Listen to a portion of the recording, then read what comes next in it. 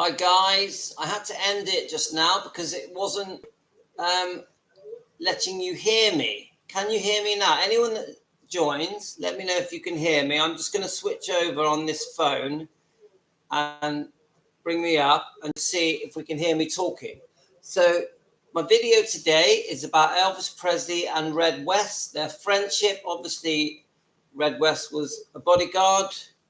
So can you hear me, guys? I'll wait for a response.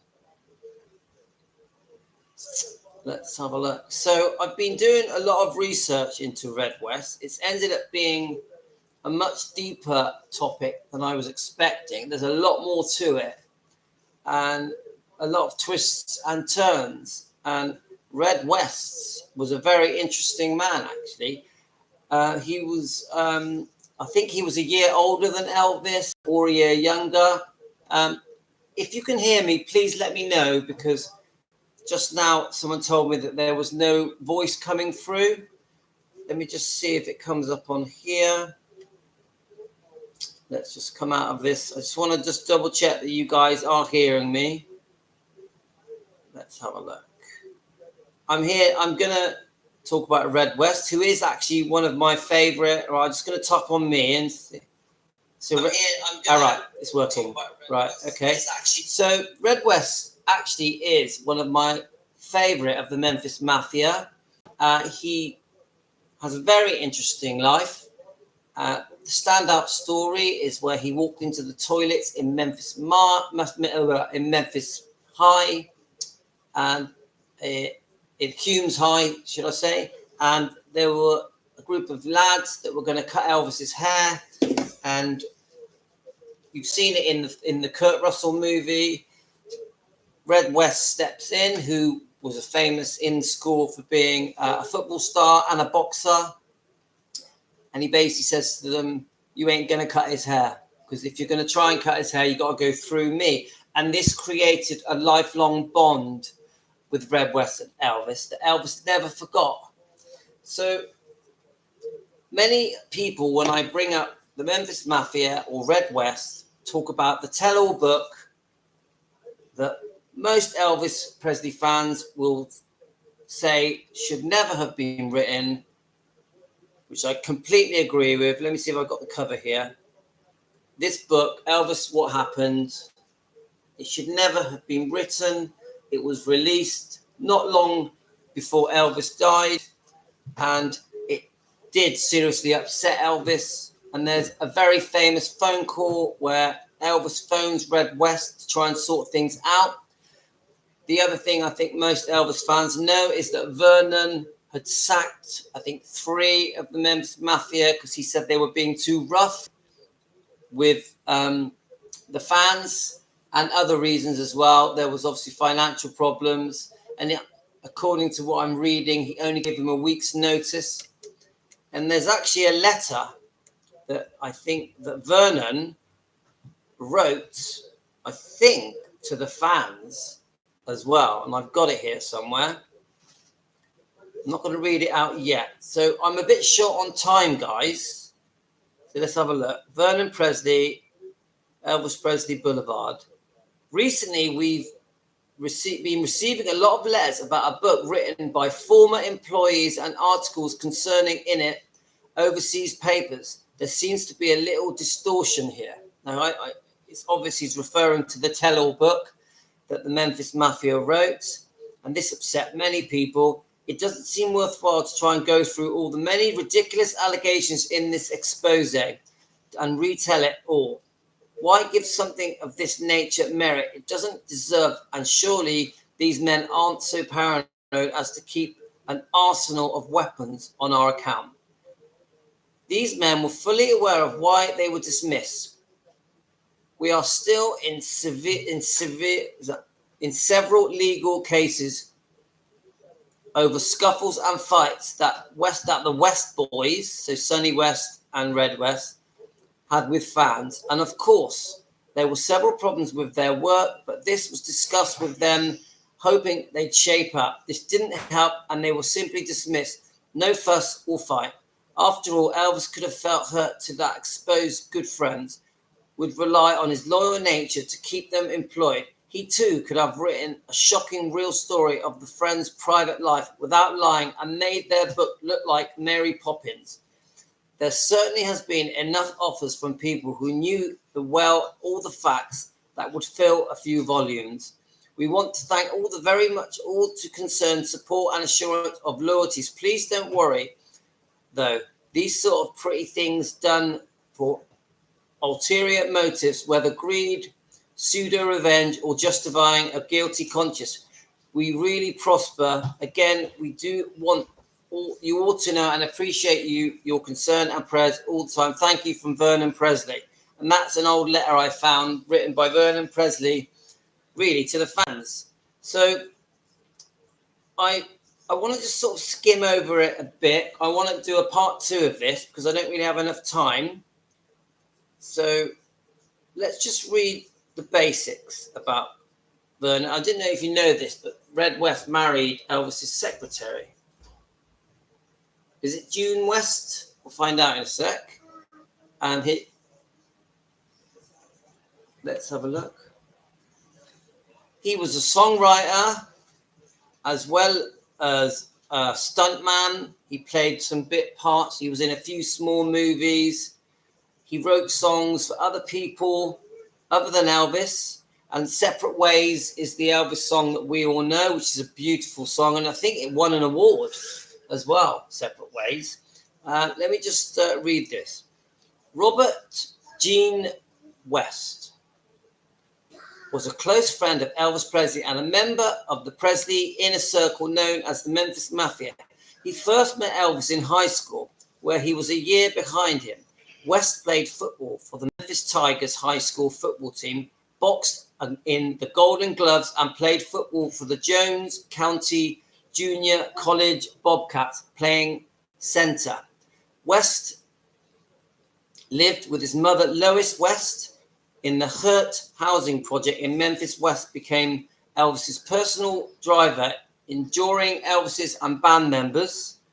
He drove Scotty Moore, Bill Black, and later DJ Fontana to different southern cities for live appearances. From 1955 to 1956, West served in the U.S. Marine Corps in 1956 to late 1958 and was stationed in Norfolk, Virginia, which allowed him to stay in contact with Elvis. On August the 14th, 1958, West's estranged father, Newton Thomas West, died the same day as Gladys Presley. And I've done a video on this. And this was another thing that bonded them. Not just Red West, Sonny West as well, with Elvis. After Elvis's discharge from the U.S. Army in 1960, West employed as one of the star's bodyguards.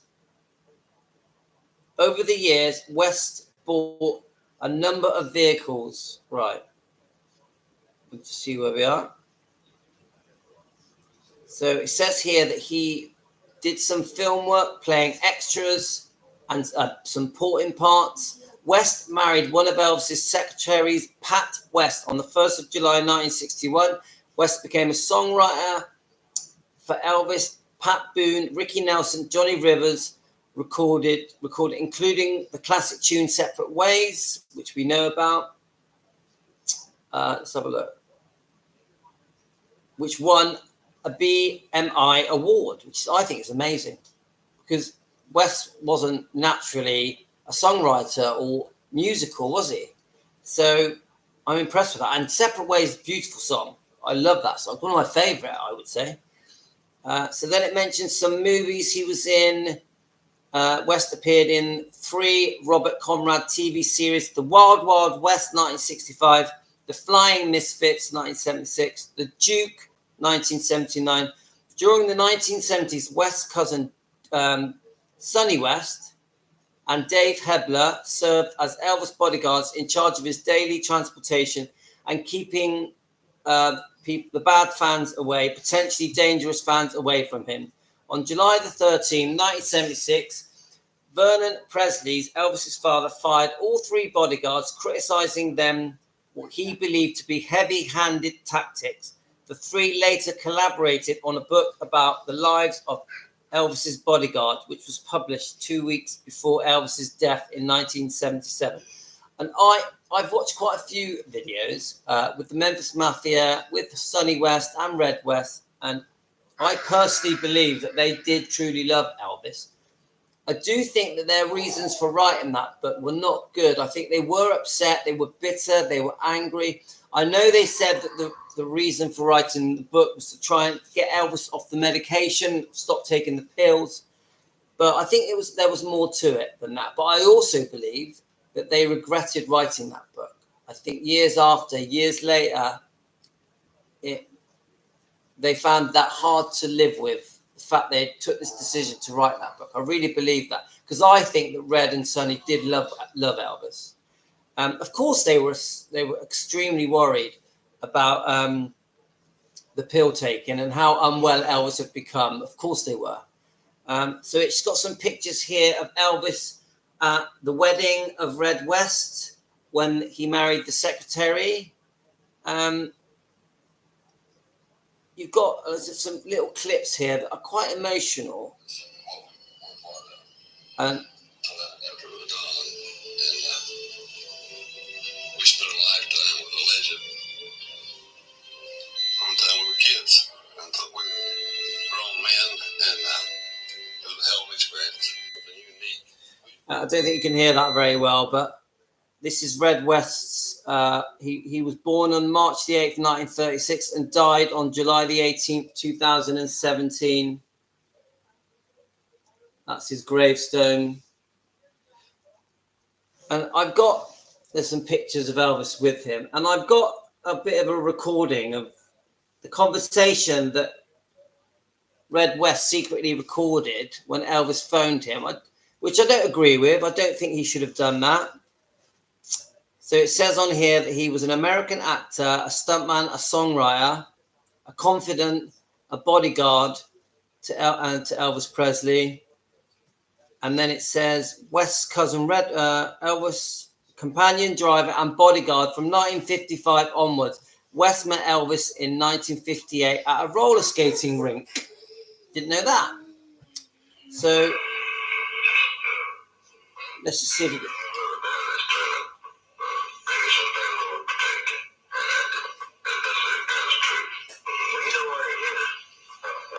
no, you can't really hear it, but I'm going to let's see what I've. And maybe it will do some good for him, for the drug culture, for people to realize no one is out of reach of drugs, man.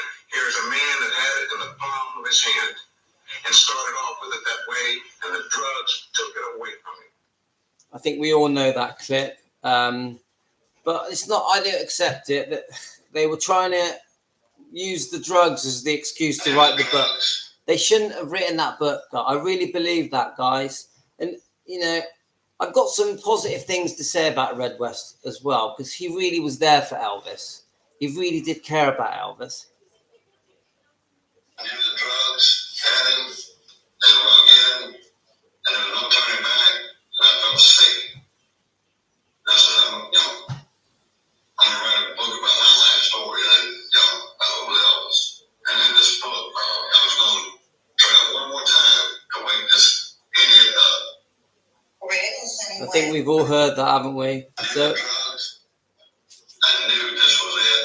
It was over forever. I grew up with Elvis Presley. I grew up and became a middle-aged man with Elvis Presley. And then all of a sudden, it's over. I knew the drugs had him. They were again, and there was no turning back. And I felt sick. When he called me, he said, Fred, we got to cut back on some expenses here. We're spending too much money, and we're going to have to let some people go. And I can't explain the feeling. I just felt empty after all these years, after all we've gone through. But I knew, I'd gone and come back, I knew I'd never go back. I knew this was it. It was over forever. Anyway, guys, I'm going to have to go because I need to do some more research, and I've got to cook dinner with the wife.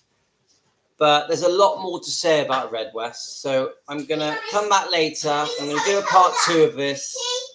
So I'll speak to you again, guys. All the best to you. Take care. Okay, let's turn the meeting over.